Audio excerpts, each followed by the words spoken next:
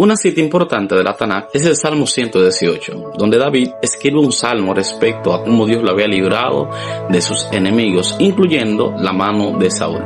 A la altura del versículo 9 explica de la siguiente manera: Adonai abrió el cielo y descendió sobre unas densas tinieblas, bajó cabalgando sobre un querubín. ¿Se relaciona Dios con la oscuridad? ¿Hay algo de maldad en Dios? A lo largo de la Biblia vemos cómo la oscuridad hace representación o alegoría a la maldad o al mal en la tierra o en cualquier otro plano de la existencia. Sin embargo, también vemos que en diferentes manifestaciones de Dios se encuentra o sobre o en medio de densas tinieblas o oscuridad. Podemos ver en el libro de Éxodo capítulo 20 versículo 21 cuando el pueblo de Israel ya quería hablar directamente con Dios. Moisés da instrucciones claras de santificación para que el pueblo se encuentre con Dios, pero en el momento en que Dios desciende sobre el monte, cita la Biblia, la Torá, que desciende humo y fuego sobre el monte en el momento que Dios desciende, y también unas densas tinieblas o una gran oscuridad, a lo que el pueblo, al ver esa manifestación de Dios, tiene miedo. Y le explica a Moisés diciendo: habla tú con él y no hable él con nosotros, no sea que nosotros muramos. Es decir, ellos tenían miedo de morir delante de Dios al ver esa gran manifestación de Dios. El punto importante es que cita que había una gran oscuridad rodeando a Dios. También en el libro de Deuteronomio capítulo 5 versículo 23 se utiliza la misma palabra, se cita una gran oscuridad. En algunas versiones se entiende que era una gran neblina o unas densas tinieblas. Podemos ver que tanto en el libro de Éxodo como en el libro de los Salmos se utiliza la misma palabra en el hebreo, que no se refiere directamente a la oscuridad, sino más bien a una niebla pesada, a una niebla densa. Pero en el libro de Deuteronomio podemos ver claramente la misma palabra que se utiliza para hablar de tinieblas. Dice que Dios estaba rodeado por unas densas tinieblas. ¿Qué explicación podemos darle? ¿Hay algo de maldad en Dios? ¿El mal representa a Dios de alguna manera?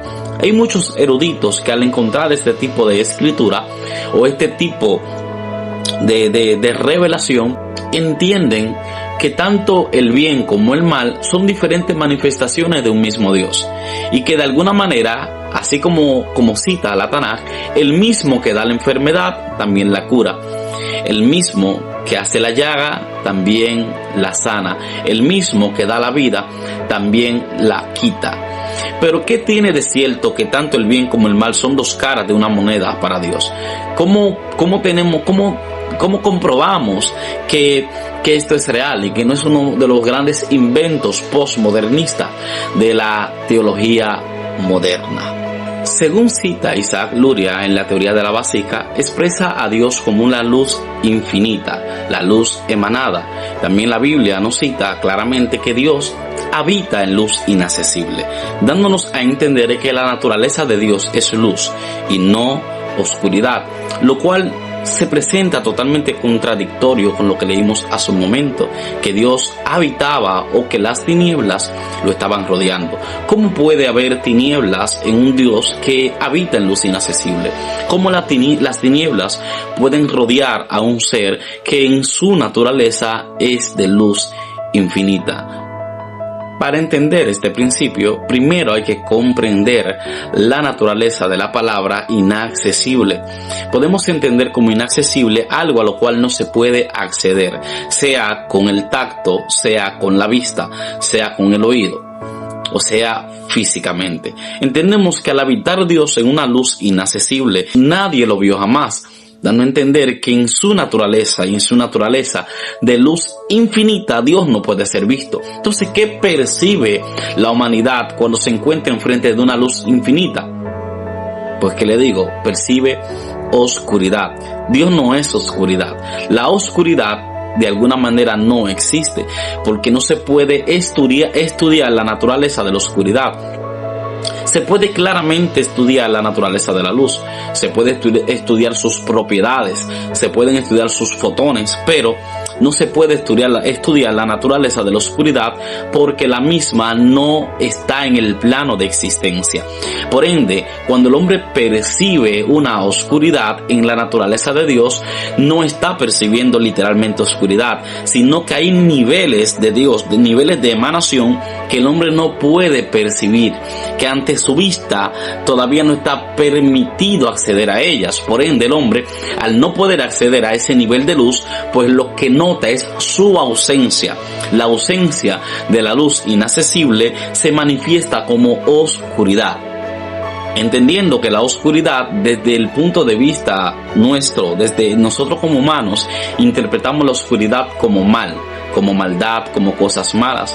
Asimismo, hay cosas que acontecen en nuestro entorno, en nuestra vida, hay problemas que enfrentamos a diario que son manifestados en nosotros como oscuridad, porque aún no estamos viendo un poco más allá.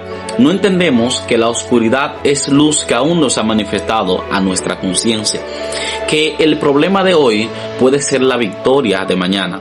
La enfermedad de hoy es el milagro de sanidad de mañana.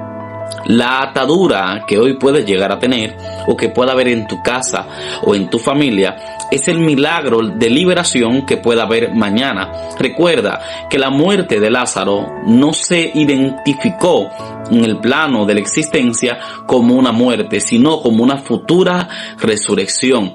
De esta manera, todas las cosas que parezcan oscuridad en tu vida, en la actualidad, todo lo que parezca ser oscuro, opaco o inaccesible, es simplemente una gloria que aún no has alcanzado y que estás pronto a alcanzar. Dios te bendiga.